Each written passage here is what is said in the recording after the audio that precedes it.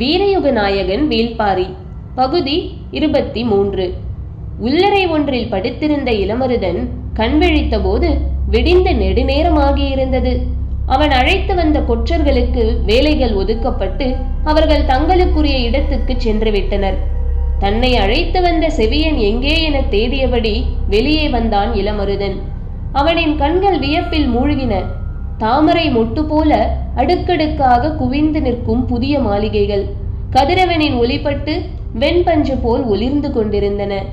வியப்புற்று நின்ற அவன் அருகே வந்து தோள் தொட்டான் செவியன். இந்த பகுதியில் 3 பெரும் மாளிகைகள் கட்டி எழுப்பப்பட்டுள்ளன. கட்டட வேலைகள் எல்லாம் முடிந்து விட்டன. மரவேலைப்பாடுகளும் ஓவிய பணிகளும் தான் நடக்கின்றன. மாளிகைக்கு பின்புறம் புதிதாக உருவாக்கப்பட்டுள்ள பூந்தோட்டத்தில் ஒரு சில பணிகளும் நடைபாதை சுற்றுச்சுவர் போன்ற சிறு சிறு வேலைகளும் தான் மிச்சம் இருக்கின்றன. நாம் அழைத்து வந்த கொற்றர்களை அங்கு அனுப்பியாகிவிட்டது என்றான் செவியன். மலைப்பில் இருந்து மீளாமல் கேட்டுக்கொண்டிருந்தான் இளமருதன். மேல் மாடத்தின் வெளிப்புற விளிம்பில் கடல் அலைகளின் வளைவுகள் சுழன்று பொங்கியபடி இருந்தன. அதை பார்த்தபடி கேட்டான், எப்படி இவ்வளவு நுணுக்கமாக வடிவமைக்க முடிந்தது? செவியன் சொன்னான், அலைகள் பொங்கும் கடல் போல் மாடத்தின் விளிம்புகள் வடிவமைக்கப்பட்டிருப்பதன் காரணம் உள்ளிருக்கும் மாளிகையின் மொத்த வடிவம் சிப்பி போன்றது. சிப்பிக்குள் இருக்கும் ஆதி இருளுக்குள் தானே வெண்முத்து சூழ்கொள்ளும். புரியாமல் விழித்தான் இளமருதன். இதுதான் மணமக்களின் பள்ளியறை. இந்த பேரரசன் வம்சக்குடி வேர்பிடித்து மலர வேண்டிய மாளிகை. அசைவுரா கண்கள் திரும்ப மறுத்தன. வாருங்கள், உள்ளே போய் பார்ப்போம் என சொல்லி மாளிகைக்குள் அழைத்துச் சென்றான் செவியன். உள்ளே மகத நாட்டு வினைஞர்கள் நெடும் கதவுகளை இழைத்து பொருத்தும் பணியை செய்து கொண்டிருந்தார்கள். காற்று எங்கும் நின்னிய மரத்தூள்கள் மிதந்து கொண்டிருந்தன. சந்தனத்தின் வாசனை மாளிகைக்குள் நுழையும் முன்னரே இளமருதனின் மூக்கில் ஏறியது. உள் நுழைந்த இளமருதன் வடிவிலும் வாசனையிலும் வண்ணத்திலும் நிலை மறந்து நின்றான். பெரும் வட்ட வடிவில் 9 தூண்கள் நின்று கொண்டிருந்தன. தூண்களின் மடிப்புகளும் வேலைப்பாடுகளும் இணை சொல்ல முடியாதவை. அந்த தூண்களின் மேல் குவிமாடம் இருந்தது. மாடத்தின் மேற்கூரை முழுவதும் ஓவியம் தீட்டப்பட்டிருந்தது. இரவு நேரத்து வானம் நிலவு ஒளிர்ந்து கொண்டிருக்க எங்கும் மின்மீன்கள் மின்னிக் கொண்டிருக்கும் காட்சி அதில் இருந்தது. அண்ணாந்து பார்த்தபடி மேற்கூரையின் முழு வட்டத்தையும் நோக்கினான். ஓவியர்கள் வேலையை முடித்து விட்டார்கள். ஆனால் குறித்து கொடுத்த அந்துவன் வந்து பார்த்து சரியென சொன்னால்தான் சாரத்தை பிரிக்க முடியும். இன்று நற்பகல் அவர் வந்து விடுவார் என்று சொல்லியபடி, வாருங்கள் இன்னொரு பள்ளியறைக்கு என்று அழைத்தான் செவியன். இன்னொரு பள்ளியறையா? ஆம், இது கார்கால பள்ளியறை. கீழ்நிலையில் அமைக்கப்பட்டுள்ளது. அடர்ந்த தூண்களும் மரவேலைகளும் இதில் அதிகம். இன்னொன்று வேணிற்கால பள்ளியறை. அது மேல் மாடத்தில் கட்டப்பட்டுள்ளது. வைகையின் காற்று எல்லா திசைகளிலிருந்தும் உள்நுழைவதைப் போல வடிவமைக்கப்பட்டிருக்கும் என்று சொல்லியபடி அங்கு அழைத்துச் சென்றான். அங்கும் வேலைகள் நடந்து கொண்டிருந்தன. வேலை செய்பவர்கள் யவனத்தச்சர்கள். வேணிற்கால வெக்கையை காதலின் கவசமாக மாற்றும் வித்தையை செய்து கொண்டிருந்தனர். விதவிதமான கைக்கருவிகளை வைத்து பணியாற்றினர். இளமருதன் கண்களை எங்கும் ஓடவிட்டான். அங்கு நெருக்கமாக அமைக்கப்படாமல் விலகி நிற்கும் தூண்கள் சாளரத்திலிருந்து தன் இயல்பிலே வந்து தழுவிச் செல்லும் காற்று என 2 மாளிகைக்குள்ளும் எவ்வளவோ வேறுபாடுகள் இருந்தன. மேற்கூரை ஓவியம் மட்டும்தான் ஒன்று போல இருந்தது. இரவு நேரத்து விண்மீன்களும் நிலவும் ஒளி வீசியபடி. இந்த 2ஐ ஒன்று சேர்த்தாலும் ஈடாக முடியாத பெரும் மாளிகை ஒன்று கட்டப்பட்டு வருகிறது என்று சொல்லி பாண்டரங்கத்துக்கு அழைத்துச் சென்றான் செவியன். அங்கே வைப்பதற்காகத்தான் அவன் தந்தை காமன் விளக்கு செய்து கொண்டிருக்கிறார் என்பதால் அந்த அரங்கு எப்படி இருக்கிறது என்பதை பார்க்க ஆவலுடன் போனான் இளமருதன். பளிங்கு கற்கள் பாவப்பட்டு நிலைச்சுவரிலும் தந்தரையிலும் பளபளப்பு ஏறி இருந்தது. ஓவியங்களும் மரவேலைப்பாடுகளும் மனித கற்பனைக்கு எட்டாத பேரழகு கொண்டு விளங்கின. கலை வேலைப்பாடுகளின் உச்சம் என இந்த அரங்கை சொல்லலாம். நடுவில் ஆடுகளம், அதை சுற்றி இசைக்கவும் பாடவும் பார்த்து ரசிக்கவும் ஏற்றவாறு ஒவ்வொன்றுக்கும் தகுந்த மேடைகள். எல்லா தூண்களிலும் சிற்ப வேலைகள் ஏறக்குறைய முடிந்துவிட்டன.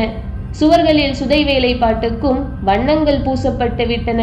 மேற்கூரை ஓவியமும் முடிந்துவிட்டது. அந்துவன் வந்து பார்த்து விட்டால் எல்லாம் முற்று பெற்றுவிடும். நிலைமறந்து பாண்டரங்கத்தை பார்த்து கொண்டிருந்தான் இளமருதன். வாருங்கள், அந்துவன் வருவதற்குள் நாம் உணவருந்தி விட்டு வந்து விடுவோம் என்று சொல்லி அழைத்துச் சென்றான் செவியன். கோட்டைக்கு தெற்கே மதுரையின் இடுகாடு இருந்தது. இறந்து போன மேற்கு வாசலின் தளபதி மாரையனின் உடல் அங்குதான் கொண்டு வரப்பட்டது. வீரர்கள் உடலேந்தி வந்தனர். நேற்று நள்ளிரவு யானையை குறுக்கிட்ட மாரையனை சற்றும் எதிர்பாராமல் துதிக்கையால் சுழற்றி அடித்தது. குதிரையின் முதுகெலும்பு நொறுங்கி கீழே சரிந்தான் மாரையன். பின்னங்கால்களால் அவனை மிதித்து கடந்தது யானை. பின்புறம் வந்த வீரர்கள் நிலைமையை உணர்ந்து யானை கட்டுத்தறியின் தலைவன் அல்லங்கீரனிடம் செய்தி சொல்ல ஓடினர். மேலே உட்கார்ந்திருந்த பாகனுக்கு இப்போதுதான் விஷயம் பிடிபட்டது. யானைக்கு மதம் கொள்ளவில்லை. மதம் பிடித்திருந்தால் இந்நேரம் தான் உயிரோடு இருக்க மாட்டோம். தந்தத்தில் தாங்கி பிடித்திருக்கும் குறுக்கு கட்டையால் இந்த இடத்தையே தகர்த்திருக்கும். முழுநிலை உணவு 3 சுற்று கொடுக்கப்பட்ட பிறகு அயர்ந்து தூங்கிக் கொண்டிருந்த அதை எழுப்பி வேலை வாங்கியதில் ஏதோ பிரச்சனை ஏற்பட்டுள்ளது. தளபதி மாரையன் அவசரப்பட்டு இடையில் வந்து குறுக்கிட்டு விட்டார். இது வேறு திசை போகாமல் வந்த வழியே கட்டுத்தறி நோக்கித்தான் போய்கொண்டிருக்கிறது என்று நினைத்தபடியே அதன் மேல் அமர்ந்திருந்தவன் குத்துக்கோலை வலது காதின் பின்புறம் செருகிவிட்டு சட்டென யானையின் மேலிருந்து பக்கத்து மாளிகை சுவரின் மேல் தாவினான். அல்லங்கீரனை பார்த்து தகுந்த ஏற்பாடு செய்வதற்காக அவரை நோக்கி ஓடினான். மாரையனின் வீரர்கள் தான் முதலில் கட்டுத்தறியின் தலைவனை வந்தடைந்தனர். வீரர்கள் ஓடிவரும் வேகத்தை பார்த்ததும் என்ன நடந்திருக்கும் என்பதை புரிந்து கொண்டார் அல்லங்கீரன். தளபதியை மிதித்து கொன்றுவிட்டது என பதபதைக்கச் சொன்னார்கள். உடனடியாக 3ஆம் தரையில் இருந்த யானைகளை எழுப்ப உத்தரவிட்டான். இத்தனை 100 யானைகளை பழக்கியவன் அல்லங்கீரன்.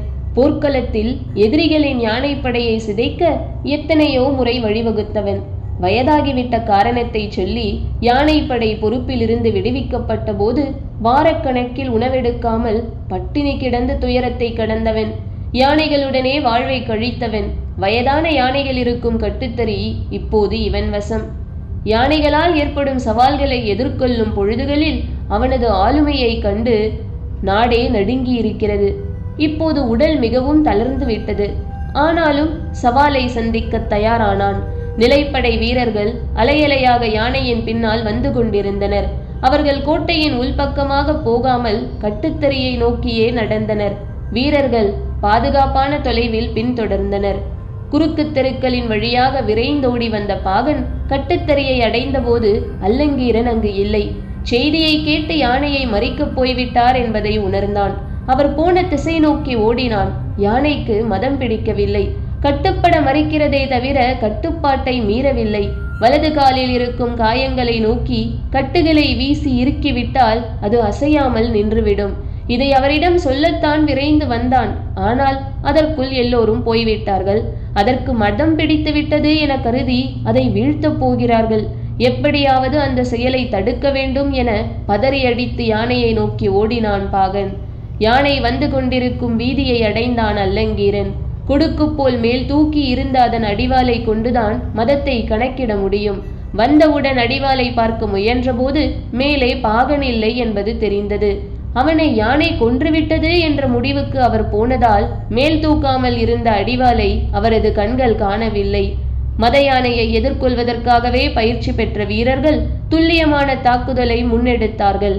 பாண்டிய பேரரசு யானை போர்களிலும் மத யானையை அடக்கும் உத்திகளிலும் நிகரற்று விளங்கியது. மதுரையில் மாபெரும் விழா நடக்கும் நேரம். சற்றே பிசகு ஏற்பட்டாலும் பெரும் இழப்பில் முடிந்துவிடும். எனவே தாமதிக்க வேண்டாம் என முடிவெடுத்தனர். அதை போகவிட்டு சரியான ஒரு நாற்சந்தியில் யானைகளோடு மறித்தார் அல்லங்கீரன். ஒரே நேரத்தில் யானைகள் 4ம் பிளிரிக்கொண்டு துதிக்கியை தூக்கியபடி அதை நோக்கி முன்னகர்ந்தன. அவற்றின் தந்தங்களின் முனைகளில் பளிச்சிடும் பூண்களும் குத்தீட்டிகளும் மாட்டப்பட்டிருந்தன. அந்த அடர் இருட்டில் என்ன நடக்கிறது என்பது யாருக்கும் புரியவில்லை. பிளிரலின் பேரொலி மேலெழுந்த போது அது குறுந்தடியோடு மண்ணில் சரிந்தது. மற்ற நாள்களில் இது நடந்திருந்தால் இந்த பேரோசை கேட்டு மொத்த நகரமும் விழித்திருக்கும். ஆனால் விழா கொண்டாட்டத்தில் நகரம் திளைத்து கொண்டிருந்ததால் எங்கும் எதிரொலிக்கும் பேரொலிக்கு நடுவில் யானைகளின் பிளிரல் கொண்டாட்டத்தின் பகுதியாக காற்றில் கரைந்தது. தலைமை அமைச்சர் முசுகுந்தருக்கு முதலில் செய்தி சொல்லப்பட்டது. இந்த மாநகரை வகுக்கப்பட்ட விதிகளின் வழியே கட்டி காப்பவர் அவர்தான். மணவிழா திருநாளுக்காக எங்கும் மங்கள பேரொலி நிரம்பி இருக்கும் நாளில் இப்படி ஒரு செய்தியை கேட்டு மனிதர் நடுங்கி போனார். இந்த செய்தி பரவாமல் உடனடியாக கட்டுக்குள் கொண்டு வந்தார். விடிவதற்குள் எல்லாவற்றையும் அப்புறப்படுத்த உத்தரவிட்டார். பெரும் மரவண்டியில் யானையை இழுத்து ஏற்றினர். முன்னும் பின்னுமாக யானைகளே அந்த வண்டியை இழுத்தும் தள்ளியும் கொண்டு சென்றன. அந்த இடத்தில் மண்ணை கொட்டி குருதியை மூழ்கடித்தனர். இரவோடு இரவாக வேலையை முடித்தனர். ஆனாலும் விதிகளின்படி விசாரணை உண்டு என்பது எல்லோருக்கும் தெரியும். அரண்மனையின் நாள்களையும் கோள்களையும் கணித்துச் செல்லும் தலைமை கணியனின் பெயர்தான் அந்துவன். காலம் கணிக்கும் கணியனான அந்துவனின் சொல்லுக்கு மறுசொல் இல்லை இந்த மாநகரில். அவன் கணித்துச் சொல்லும் சொல்லே பேரரசின் சொல்லாகிறது. சிறு கோல் ஒன்றை எப்போதும் கையில் வைத்திருக்கும் அவன் தடித்த கோல் போலவே உடல் கொண்டவன். பொதிகை மலையடிவாரத்தில் வீற்றிருக்கும் பாண்டிய நாட்டின் பெருங்கணியர் திசைவேழருக்கு மாணவன். திருமணத்தை முன்னிட்டு புதிதாக 3 மாளிகைகள் கட்டப்படுவதை அறிந்ததும் அதன் மேற்கூரையில் என்ன ஓவியம் இருக்கலாம் என்று முடிவு செய்ய பொதிகை மலை சென்று பேராசான் திசைவேழரிடம் கருத்தறிந்து வந்தவன். அவர் சொன்ன அடிப்படையில் வானியல் அமைப்புகளை சொல்லி ஓவியர்களை வரைய வைத்துள்ளான்.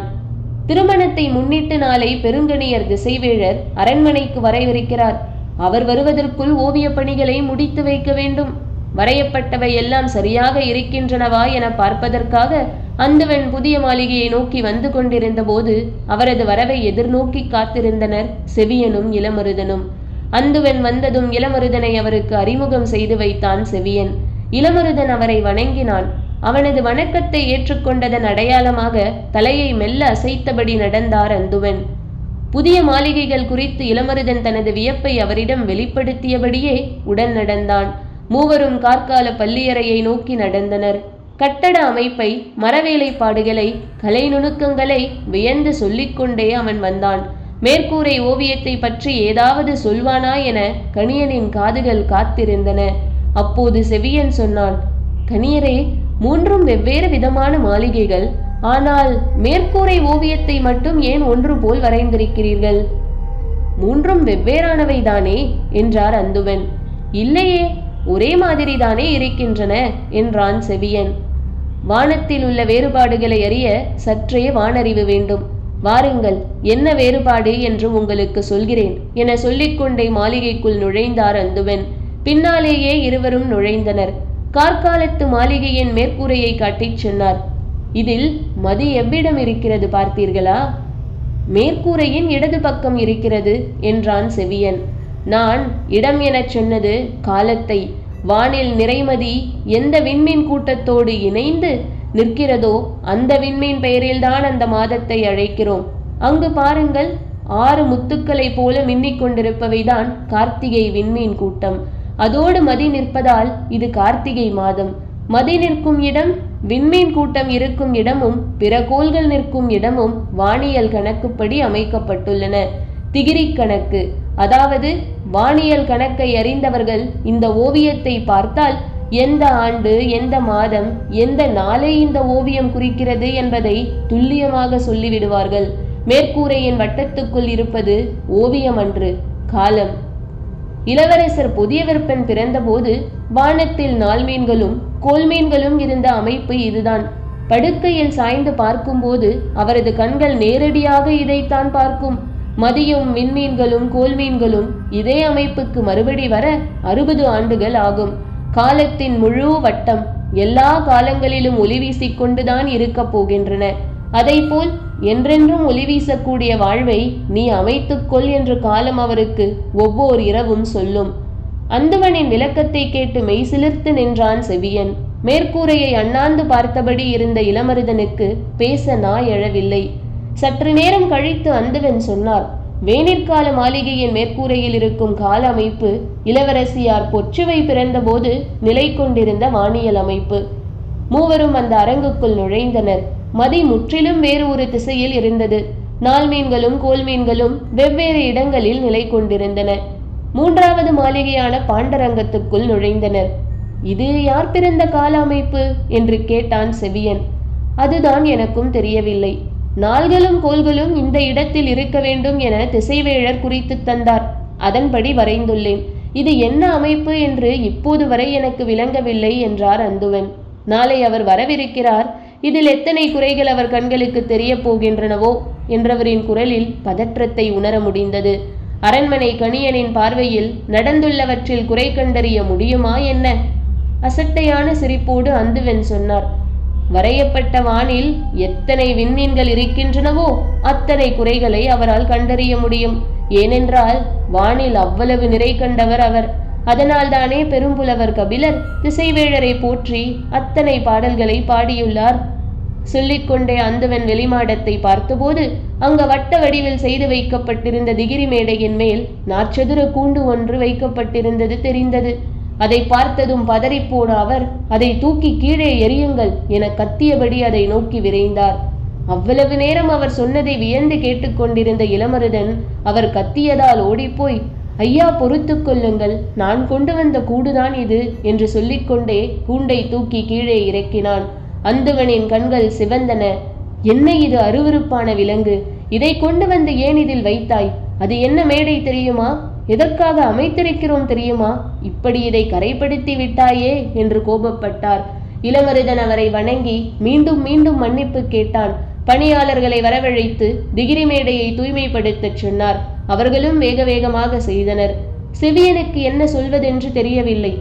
தேவாங்கு இருக்கும் கூண்டை எங்கு வைக்க என்று இளமருதன் கேட்டபோது, மாளிகையை விட்டு வெளியே தனித்திருக்கும் அந்த மேடையின் மீது வையுங்கள் என்று சொன்னது அவன்தான். வெளியிலிருந்து வந்துள்ள ஒருவன் செய்துவிட்டான் என்பதால் அவரது கோபம் இந்த அளவுக்கு இருக்கிறது. இதை வைக்கச் சொன்னது நான் தான் என்பது தெரிந்தால் அவ்வளவுதான் என்று மனதில் நினைத்து கொண்டு பேச்சை திருப்ப, இந்த அழகிய வட்ட வடிவ மேடையை எதற்காக மாளிகையை விட்டு வெளியே அமைத்துள்ளார்கள் என கேட்டார்.